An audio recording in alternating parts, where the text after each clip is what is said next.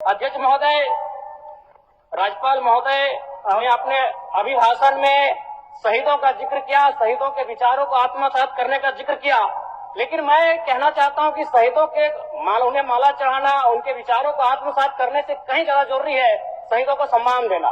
मैं एक झारखंड, चूंकि माननीय मुख्यमंत्री भी झारखंड आंदोलनकारी के सुपुत्र, आज वो मुख्यमंत्री हैं, मैं भी एक झारखंड आंदोलनकारी का बेटा हूं, आज मैं विधायक के रूप में आपके बीच हूं, लेकिन आज असंख्य झारखंड आंदोलनकारी के परिवार है जो छत विच्छत हो चुका है। इसलिए मैं चाहता हूं जिस प्रकार एसटी आरक्षण, ओबीसी आरक्षण और एससी आरक्षण, ईडब्ल्यूएस आरक्षण के साथ झारखंड आंदोलन की लड़ाई लड़ने वाले आंदोलनकारियों के परिवार को, आश्रित को 5% आरक्षण की व्यवस्था की जाए, ये मैं सदन से मांग करता हूं। अध्यक्ष महोदय, सदस्य जयराम जी बोलिए,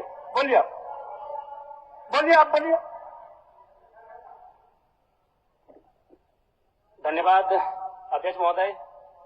मैं माननीय राज्यपाल महामहिम के अभिभाषण की सराहना करने के साथ साथ अभिभाषण के विपक्ष में कुछ बातें रखना चाहता हूं। माननीय राज्यपाल के अभिभाषण क्रम संख्या 6 में केंद्र सरकार से 1,36,000 करोड़ वापस लाने की बात कही है और सही भी है, और हर एक राज्य को उसका बाकी पैसा मिलना चाहिए, उनका हक मिलना चाहिए।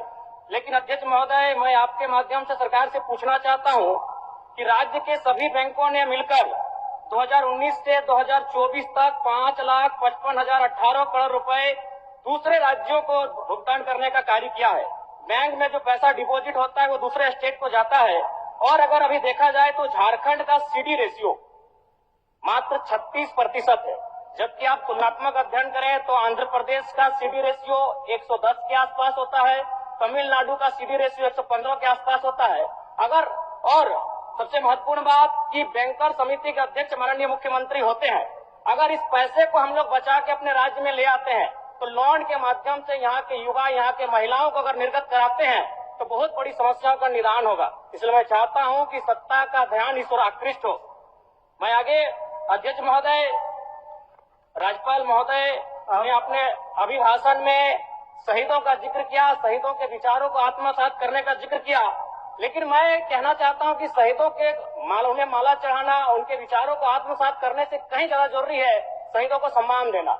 मैं एक झारखंड, चूंकि माननीय मुख्यमंत्री भी झारखंड आंदोलनकारी के सुपुत्र, आज वो मुख्यमंत्री हैं, मैं भी एक झारखंड आंदोलनकारी का बेटा हूं, आज मैं विधायक के रूप में आपके बीच हूं, लेकिन आज असंख्य झारखंड आंदोलनकारी के परिवार है जो छत विच्छत हो चुका है। इसलिए मैं चाहता हूं जिस प्रकार एसटी आरक्षण, ओबीसी आरक्षण और एससी आरक्षण, ईडब्ल्यूएस आरक्षण के साथ झारखंड आंदोलन की लड़ाई लड़ने वाले आंदोलनकारियों के परिवार को, आश्रित को 5% आरक्षण की व्यवस्था की जाए, ये मैं सदन से मांग करता हूं।